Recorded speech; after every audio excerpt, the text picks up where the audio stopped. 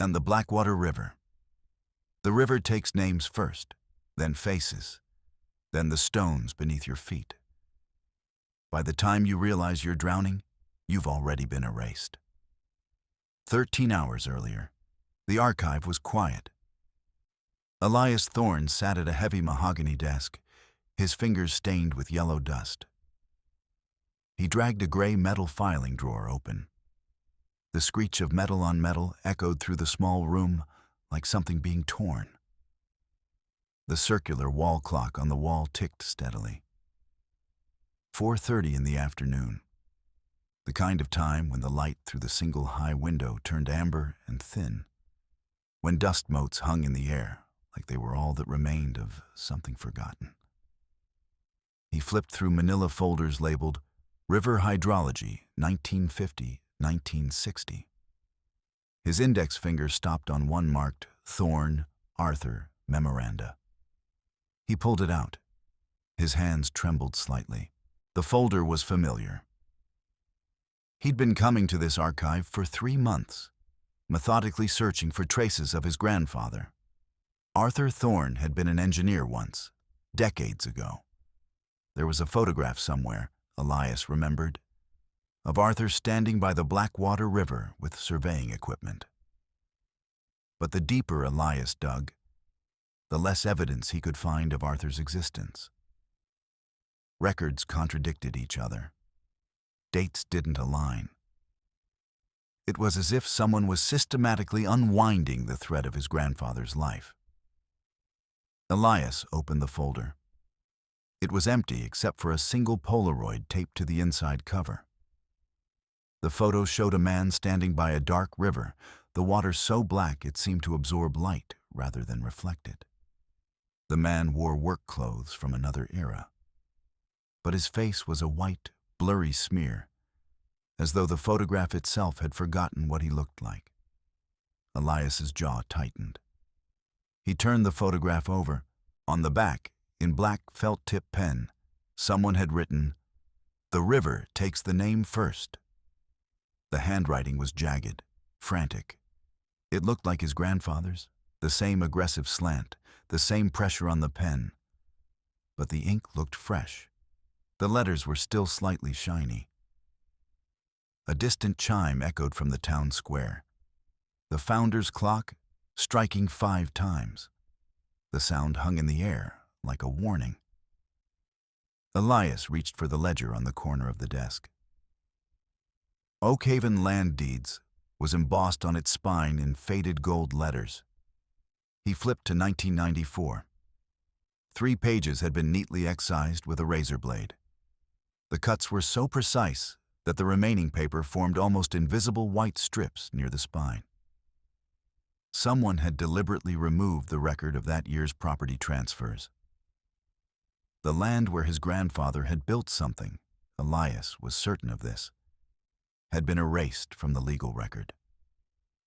The leather satchel at his feet felt heavier than it should. Elias had brought his own research, his own notes and photographs, the evidence he'd been collecting for months. But sitting here in the dimming light, with his grandfather's blurred face staring up at him from the Polaroid, Elias felt the first real pulse of fear. It wasn't rational. It was something older than that, something that lived in the spine. The clock's chime faded. The archive fell back into silence. By 6 o'clock, the sun was disappearing behind the ridge above Oakhaven. Elias stood on the rocky banks of the Blackwater River.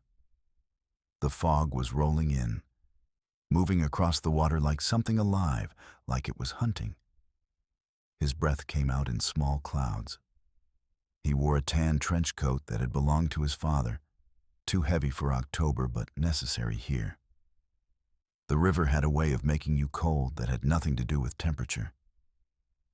The water was ink black and perfectly still. No current, no movement, no sound. Elias had grown up near this river, had played along its banks as a child, but he couldn't remember it ever looking like this. It looked like a sheet of glass someone had carefully painted black and laid across the earth. He bent down and picked up a smooth, flat stone. He turned it over in his palm. The surface was perfectly smooth, worn by decades of water and current. He held it up toward the dying light, then tossed it toward the river. It hit the water with no splash, no sound. The stone simply vanished downward, and the surface remained unmarked, undisturbed, as if the water had never been interrupted. Throwing stones at the void, Thorne? Elias spun around. A man stood 10 feet away, half hidden in the shadow of a weeping willow.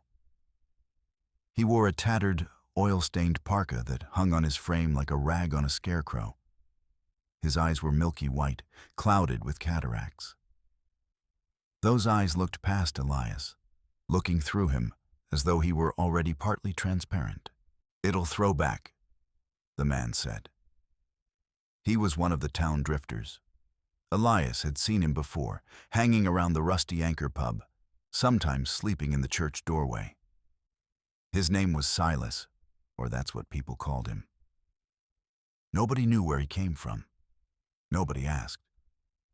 Oakhaven was the kind of town that kept its questions private. Silas lunged forward without warning. He was faster than he should have been. His gnarled hands shot out and grabbed Elias by the lapels of his trench coat, pulling him close. Elias could smell him. Stale alcohol and something else, something like wet earth and copper. "You're asking the wrong questions," Silas hissed. He shoved Elias backward. The river stones were slick with mist and spray. Elias's heels skidded, his body moving toward the water. He could feel the river's cold radiating from behind him like a presence. The edge was inches away. The black water waited. Elias brought his leather satchel up in an instinctive arc. The corner of the bag caught Silas on the temple. It was a solid impact, bone against leather and books. Silas's head snapped to the side. He staggered backward, blood trickling down his cheek from a small gash. The drifter fell to one knee. For a moment, Elias thought he might lunge again. Instead, Silas started laughing. It was a dry, rhythmic sound, like something breaking apart inside him. He laughed, and then he slowly looked up. His milky eyes stared past Elias at the river behind him. "You'll see," Silas said between hisses of breath. "You'll join us soon." Elias didn't wait to hear more. He moved quickly back up the rocky slope, back toward the gravel path where his old blue Volvo sat parked. His heart was racing. His hands were shaking. As he climbed, he could hear Silas still laughing, that dry, broken sound echoing off the stones. He didn't look back. Elias drove the Volvo up to a bluff overlooking the town. From here, on clear days, you could see the entire grid of Oakhaven laid out below. The church steeple, the fire station, the library, the band of Main Street lights. He parked and took out his binoculars. He needed to see the town clearly. He needed the distance to think. The blood on his satchel had dried to a rust-brown color. He wiped it away with a handkerchief, rubbing at the leather carefully, as though he could erase what had happened. The engine ticked as it cooled beneath the hood. He raised the binoculars to his eyes. The town square came into focus. The center of Oakhaven was dominated by a 30-foot clock tower, the Founders Clock, built in 1887 to commemorate the town's founding. Elias had passed that tower hundreds of times. He'd heard its chime every hour of his childhood. It was the centerpiece of the town, the meeting point for parades and festivals, the landmark that appeared on every map, every postcard, every piece of Oakhaven's official identity. The binoculars zoomed in on the town center. Where the Founders Clock should be, there was only a flat, grass-covered lot. The grass was neatly mowed. A wooden park bench sat where the tower's foundation had been. The area around it was empty. There was no scaffolding, no sign of recent demolition. The lot simply existed, as though it had always been empty, as though a monument 30 feet tall had never occupied that space at all. Elias lowered the binoculars. He looked at the town with his naked eyes. He could still remember the clock, couldn't he? He could hear it in his mind right now, the deep, resonant chimes that marked the hours. He'd heard that clock at 5 o'clock just minutes ago in the archive. He was certain of it. His hands were shaking. He reached into the glove box and pulled out a tourist map of Oakhaven, the kind they sold at the gas station. He unfolded it and looked at the town center. The space where the founder's clock should have been was labeled Empty Park, EST 1920. The text was faded and official-looking, as though this designation had been printed on maps for decades. He touched his own forehead. He pressed his fingers against the skin as if he could squeeze out the memory and examine it. The chime of the clock from the archive.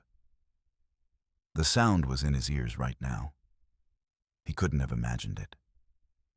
And yet the tower was gone. Completely gone. And the world had reorganized itself to accommodate its absence. The blue Volvo's windows began to fog. Outside, the fog from the river rolled up the hillside, covering the town below. Elias watched it come, silent and patient. In the glass of the car window, his reflection stared back at him. In the darkness, his face looked thin, pale, like something that was slowly becoming transparent.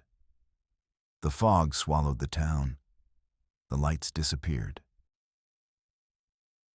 The Rusty Anchor was a narrow building wedged between a shuttered pharmacy and an insurance office. The kind of place that had been a bar in 1975 and had never updated a single thing since. Neon signs hung in the front window. The interior smelled like decades of spilled beer that had seeped into the wood grain of the floorboards. It was 9 o'clock at night. The rain had started, not hard rain, but the kind that suggests worse to come. Elias sat at the bar with a whiskey he wasn't drinking. He needed information. Clara had run the bar for 40 years. If anyone in Oakhaven remembered his grandfather, it would be Clara. She was drying a beer mug with a dirty rag. She was a heavy-set woman in her 70s with dyed red hair and the kind of face that had seen too many late nights.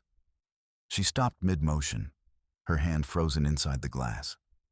Her eyes went blank, staring at the neon Budweiser sign behind Elias as though it had just spoken to her. Elias leaned over the bar. He tapped the oak surface. He pulled out a photograph of his grandfather, the same one from the Polaroid, or as close as he could find.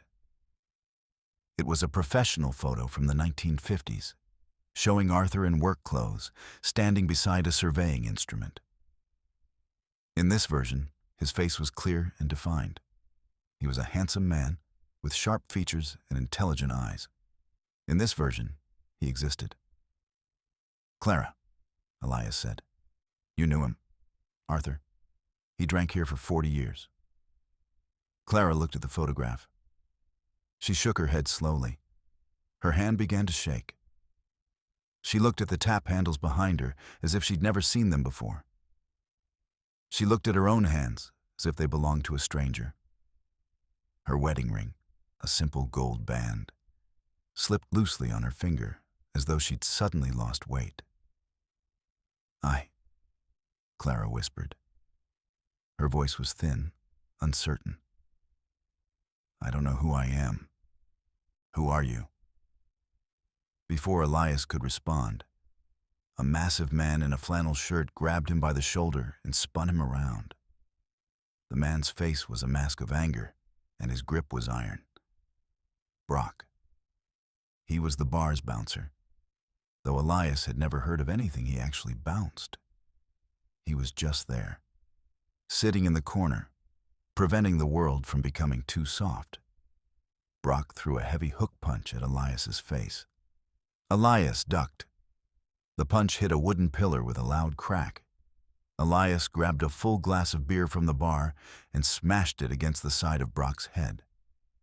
Glass shards exploded everywhere.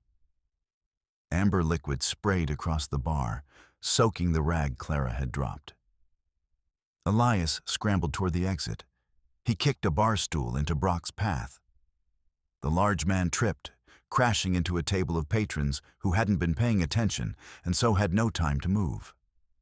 Elias burst through the swinging doors into the rain. The street outside was empty. His car was parked 3 blocks away. Elias ran, his boots hitting the wet pavement, his breath coming in gasps. Behind him, he could hear Brock shouting, the crash of someone attempting pursuit through the crowded bar. But by the time Brock emerged onto the street, Elias was already turning a corner, already disappearing into the rain-soaked maze of Oakhaven's narrow streets. He ran until his lungs burned. He ran until he knew he'd lost pursuit. Then he kept running anyway, back toward his house, back toward somewhere that felt like it might still be safe. Elias locked his front door with 3 separate deadbolts. He leaned his back against the wood and slid down to a sitting position on the floor. His boots left wet prints on the hardwood. The house was dark. He hadn't bothered turning on the lights. The rain pounded against the roof with increasing intensity. He sat in the darkness for a long time, his heart slowly returning to its normal rhythm. Then he heard it. The red light on his answering machine was flashing in the darkness. It pulsed like a heartbeat. Elias dragged himself up from the floor and walked into his study. The machine sat on a small desk beside the window. The digital display read, "One new message." But the timestamp that should have displayed the time the message was recorded, showed Saturday, 5 a.m. Today was Friday. Today was still Friday. The machine was telling him that someone had called from tomorrow. He pressed play. Static filled the speaker. Then his own voice came through, but it was distorted, panicked, wrapped in layers of interference that made it sound inhuman. "They won't remember you by dawn, Elias." His own voice was weeping. "The river is rising.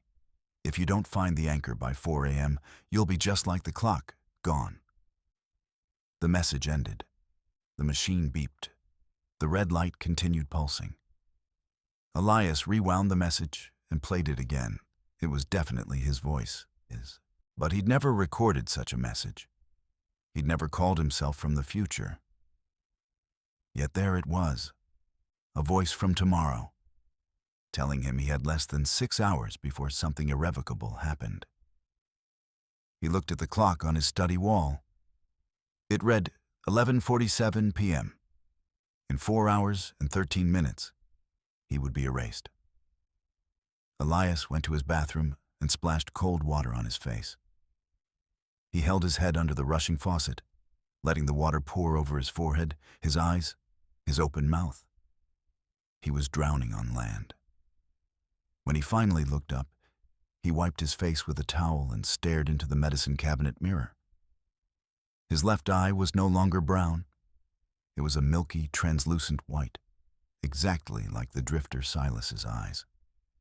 The iris had become a clouded sphere, the pupil barely visible beneath the opacity. Elias pulled his eyelid down to see better. The white extended all the way to the edge of his eye socket. The color graduation was sharp, defined. His one brown eye on the right side of his face, one white eye on the left. They didn't look like they belonged to the same person. He looked down at his right hand. On his palm, a scar was forming, a jagged line that ran from the base of his thumb to the center of his hand. It was fresh and red, still knitting together. As he watched, the edges of the wound sealed themselves closed, the skin paling slightly as the scar tissue formed. He could almost hear it, a faint sizzling sound, like cauterization happening in fast forward. The scar matched the wound he'd given Silas, the exact same location, the exact same shape. Elias understood then what was happening. He understood what Silas was. The town wasn't just losing memories, it was looping.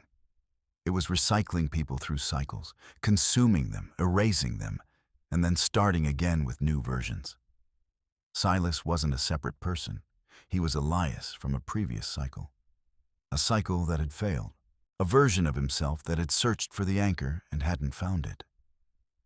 A version that had been half erased, left wandering the river with his face blown out, his eyes turned white, his mind fractured across countless failed attempts to escape. The bathroom light flickered. Once, twice. Then it went out completely, leaving Elias standing in the darkness, one brown eye and one white eye staring back from a mirror he couldn't quite see. The library was closed by the time Elias arrived, but the loading dock door had a broken lock. He slipped inside easily. The building was vast and quiet, full of the smell of old paper and leather. He moved through the stacks with a flashlight, heading toward the restricted section in the basement. If anywhere in Oakhaven held the answer, it would be there. The place where they kept the old maps, the property records, the history that didn't fit into normal chronology. The floor was covered in 2 inches of dark, silent river water. It shouldn't have been there. The building was 3 blocks from the river, but the water sloshed around his boots as he waded deeper into the stacks, the beam of his flashlight dancing across the spines of leather-bound books. Then Brock stepped out from behind a shelf. He was holding an iron bookend in one massive hand.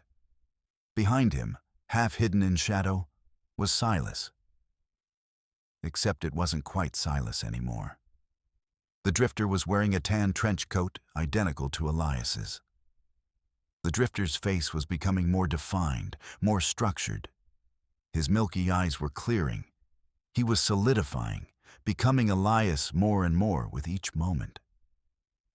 As if multiple versions of the same person were bleeding into each other, merging into a single entity that was half-formed and desperate. The half-Silas, half-Elias smiled. It was the smile of someone who'd already lost everything and found it darkly funny. Brock swung the iron bookend. Elias dove through a gap in the shelves. The iron smashed through several leather-bound volumes. Pages erupted into the air. Elias grabbed a heavy book from the shelf, River Lore, embossed on its spine in faded gold, and hurled it at Brock's face. The book struck him on the cheekbone. Brock staggered backward. Elias pulled an entire row of books down onto the man, burying him under centuries of collected knowledge. Heavy volumes crashed down, some of them open, their pages fluttering like dying birds. Brock roared, trapped under the weight. Then Elias rushed the Silas version. They collided with the impact of 2 waves meeting. Both of them crashed into the black water. The 2 men grappled violently in the shallow flood, splashing, gasping. Elias's glasses fell off. Without them, the world became blurred, dreamlike. He could barely see the face he was fighting, his own face, but stretched wrong, twisted wrong, like a photograph that had been left in water too long. Silas bit Elias's hand. Elias screamed and kicked him away. Every person ever taken by the river recorded here in this book. Each one marked with the date they disappeared and the method of their erasure. Consumed, voided, washed out, remembered to death. They were all there. All the people the river had taken. All the blank spaces in the town's history that nobody asked about, because nobody could quite remember what was missing. He turned to the last page. At the bottom, in fresh, wet ink that hadn't quite dried, it said, Elias Thorne, 04 a.m., voided. He was already being written out. He was already becoming a blank space. In less than 3 hours, he would cease to exist, and the town would reorganize itself to accommodate his absence. Someone would come to the archive and find an empty folder. A mother would forget she'd ever given birth to a son. His house would belong to someone else. His grave would be empty. Elias closed the book. He drove the Volvo toward the edge of town. The clock on his dashboard read 3:30 a.m. 30 minutes left. The streets were empty, the buildings dark. There was a "Bridge Out" sign at the edge of town, warning travelers that the road ahead was impassable. It had been there for years, a bridge that had washed out a decade ago and was never rebuilt. But Elias had never thought about what was beyond that sign. He'd never considered the geography of what lay past the edge of Oakhaven. He pressed the accelerator. The Volvo lurched forward, speeding through the dark. His headlights cut through the fog, illuminating the pavement ahead. The buildings of the town rushed past, the shuttered pharmacy, the library, the empty park where the founder's clock had been. Then the "Bridge Out" sign appeared in his headlights, growing larger. As the car approached the edge of Oakhaven, the paved road smoothly transformed. The asphalt didn't crack or crumble. It simply changed consistency, the solid surface becoming liquid. The transition was seamless.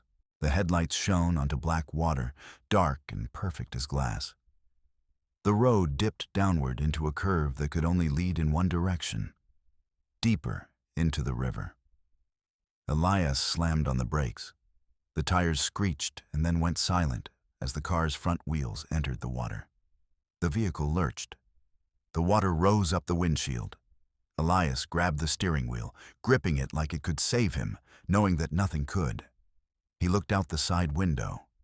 The buildings of Oakhaven were melting. The solid brick and stone structures were losing their definition, their shapes bleeding into the rising water like watercolor paintings left in the rain. The pharmacy sign was dripping, the letters becoming trails of red and white that streamed downward. The library's brick walls were turning into gray silt that drifted into the current. The entire town was liquefying, being pulled into the abyss. The clock on the dashboard read 3:55 a.m. Elias got out of the car and waded into the water. It was cold, so cold that it felt like fire.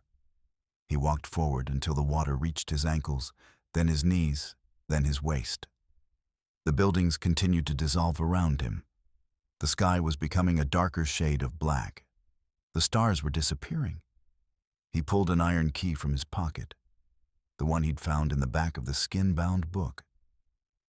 He looked at it, this small piece of metal that was supposed to be the answer to everything. He had no idea what it unlocked. Maybe everything, maybe nothing. He pulled a photograph from his jacket. It was from his childhood. Elias, age 7, standing beside his grandfather Arthur. They were both smiling. Arthur had his hand on Elias's shoulder. It was the last photo taken of them together before Arthur died. Elias threw it into the water. The photograph didn't float. It sank instantly. The paper absorbed the black liquid and disappeared downward. The water turned a shade darker in response, as if it had drunk something and was satisfied. Elias walked forward. The water rose to his chest. He looked up at the sky. The first hint of dawn was starting to appear on the horizon. Not light exactly, but the promise of light. The darkness was fading slightly. He looked at his hands. They were becoming transparent. He could see through them, could see the water beyond them. His body was dissolving, becoming part of the liquid. He was the river now. He was the current and the flow and the darkness beneath the surface. The water rose to his mouth. He opened it and breathed in. The voice came from somewhere deeper than sound. It filled him, rushed through him, and then the water rushing backward, a sound like the earth turning in reverse. The buildings snapping back into place, their shapes solidifying in an instant. The grass growing over the empty lot at high speed, a green explosion of restoration. The clock tower reappearing in the center of the square, its stones clean and new, as if it had never left. The founder's clock struck 4 a.m. 4 deep, resonant bell chimes that echoed across the newly restored town. The stone was pristine. The clock face showed precisely 4 haze. The buildings around it were solid again, whole again, exactly as they should be. The town had reset. Time had been rewritten. History had been corrected by the only method that worked, by sacrificing the person who would have questioned it. 8 hours later, the sun was shining. The archive office was bright and clean. A young woman named Maya walked through the door, wearing a bright yellow sweater. She was new to town, recently hired by the Historical Society to catalog old records. She hummed as she worked, a cheerful tune that seemed appropriate for such a beautiful autumn morning. She opened the gray metal filing drawer. It slid smoothly, the hinges oiled and well-maintained. She pulled out a thin folder labeled Thorne, Elias. She didn't know why she was curious about it. Something in the folder's emptiness seemed to call to her. Inside was a single Polaroid photograph. It showed 2 men sitting together on the riverbank. They were both smiling, holding fishing poles. One man was younger, with clear brown eyes and sharp features. The other was older, with weathered skin and a gentler expression. Both had completely normal, healthy eyes. Both looked happy. Both looked alive. Maya turned the photograph over. Someone had written on the back, "The river forgets nothing." Below that line, in fresher ink, a new line had been added. "And we are the river." Maya puzzled over this for a moment, then put the folder back and closed the drawer. She walked to the window and looked out at the Blackwater River. The water was crystal clear and blue, reflecting the sky like a perfect mirror. The surface was calm, peaceful, beautiful in the way that truly dangerous things often are. The distant sound of the founder's clock drifted across the town. It struck noon, the bells clear and bright. A sound that had never stopped, a monument that had never disappeared, a town that remembered everything that had happened here because it had no memory of anyone who might question it. The river flowed gently through Oakhaven, carrying nothing now, taking no one. The erasure was complete. Maya hummed and returned to her work.